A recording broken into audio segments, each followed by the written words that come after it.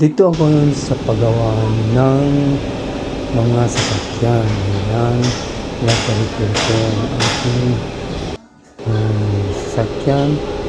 Pa-check up ko ang kanyang mga brakes. Palilinis ko kung okay pa o hindi na. At pwede nang palitan, ipapalitan na lang. Ito, nataklas ang mga gulong.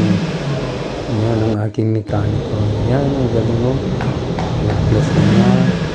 At check up yung mga brakes. At brake pads. Brake shoe. Ayan, plus na mga kaibigan. si Mr. Para Mechanic.